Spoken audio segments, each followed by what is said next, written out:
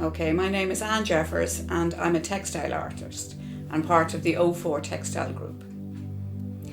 I suppose I've always been a stitcher, so I've always loved textiles and cloth and stuff like that, but then I liked paint and drawing and stuff like that, so that they always kind of mixed together. It was never a case of doing one thing or the other. So I suppose I wouldn't have really started my artistic journey till I left school, really. Yeah, I did a fashion design course basically in the Grafton Academy, and that's where I kind of started my journey into cloth and stitch and stuff like that. And because I always like stitching and stuff like that, but I also like to embellish and add to it, so I never made a garment that didn't involve something extra. So it was fashion, it was about making garments, how to make garments, pattern making and stuff like that. So that's really where my career was for many years. That's what I did. And then over the years then I kind of sidelined into more embellished or more interesting as far as I was concerned, because the fashion industry is quite hard work. Yeah. As the years went on, and I suppose when you have a family, you can't really work in the same way. So I was able to work from home because I always had a studio space at home, basically. I always had a room, I suppose you'd call it. I wouldn't even call it a studio space, a room. I loved art, and I always even in my spare time at the Grafton, I would always wander into the gallery and stuff like that. So to me, that was like a little sideline that I would just go off and have a look at, And I think from early childhood, because we lived abroad at one stage and we lived in Rome, so there was art everywhere in Rome. So as a child, I would have seen it. So I was very influenced by that.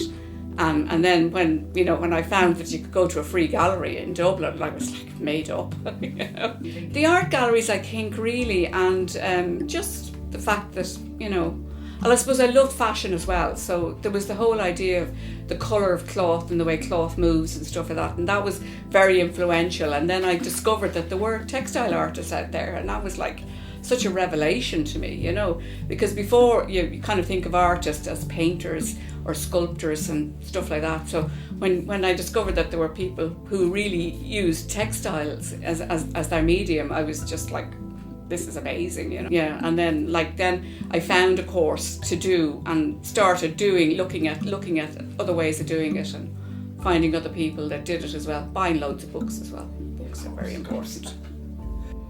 Well, in general, I suppose you would just say, just go for it. Just, don't be worried about whether you'll have a job at the end of it. I mean, that's really never going to be why you would do art in the first place.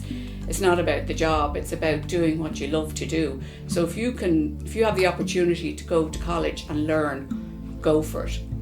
The thing with textiles, it's harder because there aren't as many places where you can learn it, but there's loads of courses and there's lots of books and there are other groups around that you can join, really, I suppose.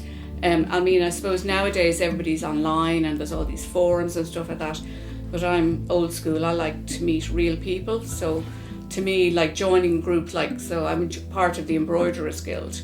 I was part of the Patchwork Society in the early days, and then the felt makers. So all these people were textile people, and and they mix in and around. So it's a small group in Ireland, so we all know each other, I'm afraid. Yeah, because you know yourself, you start talking about your work to somebody, they go sleep. Yeah. Oh, well, now I have my own proper studio.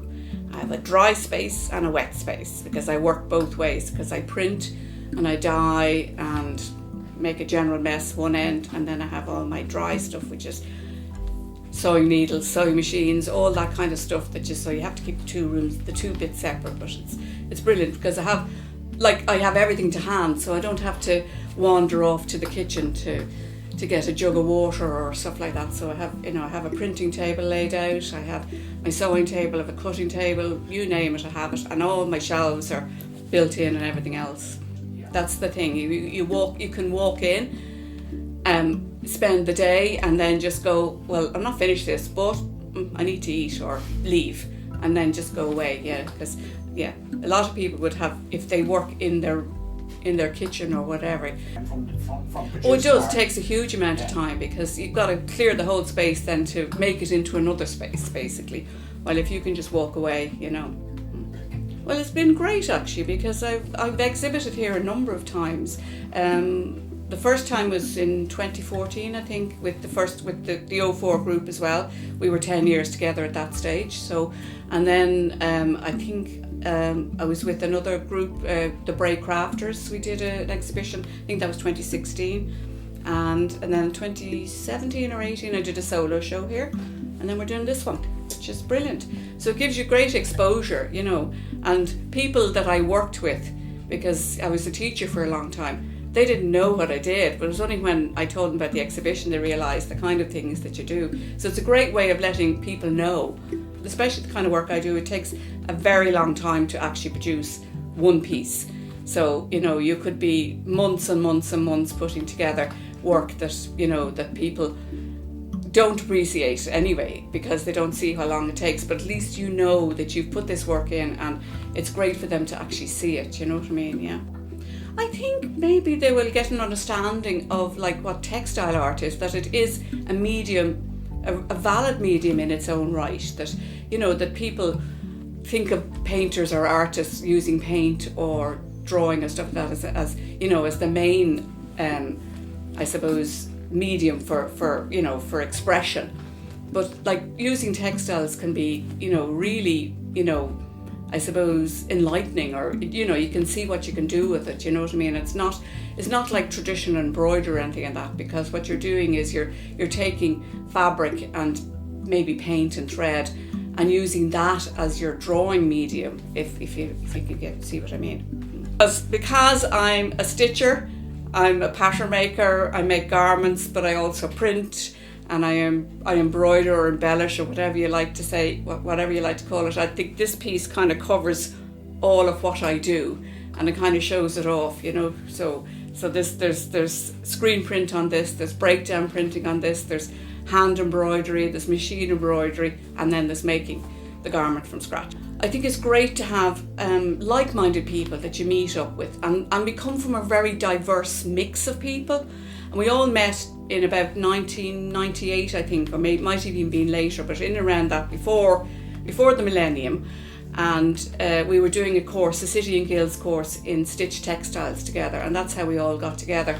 And at the end of that, when we finished in 2004, we thought, why don't we start exhibiting together, showing the kind of work that we can do, because we realised there was very few people doing it at that point. So we've been kind of going ever since, you know. We don't have like a regular meetup. We tend to meet every now and then informally, discuss if we're going to do an exhibition, where we're going to do it, and then get on with the work, and then come together then just at the end to kind of piece everything together. Yeah. And because we're all like-minded, we don't mind criticising. Not that we criticise, but in other words, we look at each other's work. In fact, when we meet up, that's the thing, and somebody would make a suggestion that maybe you need to tweak this a bit or try that, and I think that's great, because doing it, you can get really lost on your own sometimes. You kind of go, am I going right? And then you have to walk away, and if somebody else can just walk in, look over your shoulder and say, yeah, just move that over there, and you're done. Well, no, it's just that the having the group exhibition is brilliant, because like we're 20 years together this year, you know, which is amazing for any group that haven't fallen out or anything like that. But we are together, and we get on really well, and I think it's nice to show the kind of work. This exhibition that we're doing will be about some of the work we've done over the last 20 years that we've exhibited as the 04 group, and new work has been specially made for it. So it'll be a nice mix of, it's called lasting impressions, so it's kind of giving you an idea of how long we've been around and what we've learnt over the years, and a change of style as well, because a lot of us have changed the way we work and what we do and how we work as well, you know. So the exhibition's open from the 16th of April to the 28th, and the opening reception is on the 18th at 7 o'clock, Thursday the 18th at 7 o'clock. It's actually nice being part of a group, because you can have, and because like I'm not just part of that group, I'm parts of other groups as well, but they're all textile related. Like, because we meet as a group that exhibits together, it's a different agenda to meeting, say, like with the Irish Guild of Embroiderers, where they're just most people are there just to have a chat or whatever, and maybe show a bit of work. And sometimes we have we have people come and talk, and they do workshops. So there's a lot of learning experience in that. And then I haven't been a member of the Patchwork Society for a very long time, but they do the same format. And you find the same people are in one or other. Some of them are in more than one than the other, you know. So, but it's nice to have that collective and to have people that are close enough to you that you don't have to go miles to meet up with. And then you can have a discussion, you know what I mean, about what you're doing, what you're not doing, and